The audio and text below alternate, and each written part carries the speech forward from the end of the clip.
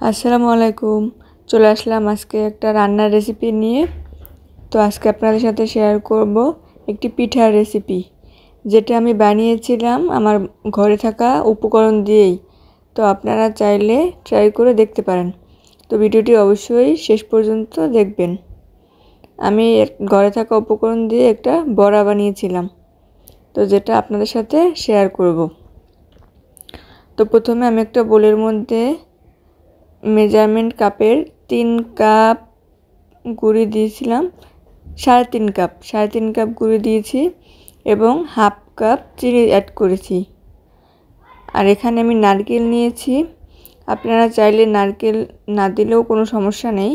আমার বাসায় যেহেতু নারকেল ছিল সেজন্য আমি নারকেলটা দিয়ে দিলাম। তো আমি নারকেলের রসগুলো আগে চেপে বের করে পরে পুরো নারকেলটা এর সাথে মিশিয়ে দেব। নারকেলের রসটা চেপে বের করলে হয় কি, মানে ঘ্রাণটা আর কি ভালো আসে। নারকেলের যে একটা ঘ্রাণ, ওই ঘ্রাণটা ভালো হয় আর কি, সেজন্য আমি নারকেলের রসটা আগে চেপে বের করে নিয়েছি। এরপরে পুরো নারকেলটা এর সাথে মিশিয়ে দেব। তো আমি এখানে তালের গুড় অ্যাড করছি, যেহেতু আমার বাসায় তালের গুড় ছিল। আপনারা চাইলে এখানে যে কোনো গুড় অ্যাড করতে পারেন, অথবা গুড়ের বদলে চিনিও অ্যাড করতে পারেন, কোনো সমস্যা নেই। গুড় যদি না থাকে তাহলে চিনি দিয়েও তৈরি করে নিতে পারেন। আমি এখানে সামান্য 2 চামচের মতো গুড় অ্যাড করেছি। তো এখানে আমি লবণ দিচ্ছি 1.5 চামচ। এই যে 1.5 চামচ লবণ দিয়ে পরিমাণ মতো আর কি, আপনারা চাইলে কম বেশি করে নিতে পারেন। তো সবগুলো উপকরণ একসাথে ভালো করে মিশিয়ে দেব। সবগুলো উপকরণ ভালো করে মিশিয়ে এর মধ্যে আমি পানি অ্যাড করে দেব। পানি অল্প অল্প করে মিশিয়ে পুরো ডোটা তৈরি করে নিতে হবে।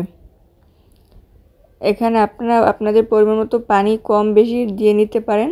এখানে নর্মাল পানি অ্যাড করছি। এরকম হাত দিয়ে ভালো করে আলতো আলতো করে সবগুলো উপকরণ একসাথে মিশিয়ে নিতে হবে। তো এই যে দেখেন আমার প্রায় রেডি। আমার এখানে নারকেল কম হয়েছিল, তাই ভাবলাম আর একটু নারকেল দিয়ে দিই। নারকেল খেতে আর কি আমাদের সবার বেশি ভালোই লাগে, সেজন্য আমি একটু নারকেল বেশি দিয়েছিলাম। তো না, সবগুলো উপকরণ মেশানোর পরে আমি একটা কড়াইতে তেল গরম করে দিয়েছি এবং এর মধ্যে ছোট ছোট সাইজ করে তেলের মধ্যে দিয়ে দিয়েছি। আমি এটা শুধু চালের গুঁড়ি দিয়ে তৈরি করেছি। আপনারা চাইলে আটা ময়দা যে কোনো কিছু দিয়ে তৈরি করতে পারেন। তো ভিডিওটি ভালো লাগলে একটি লাইক দিবেন এবং চ্যানেলটি সাবস্ক্রাইব করে রাখবেন। ছোট ছোট সাইজ আপনারা এখানে চাইলে বড়ও করতে পারেন। আমি সবসময় বড় আর কি ছোট ছোটই তৈরি করি, খেতেও ভালো লাগে, দেখতেও ভালো লাগে।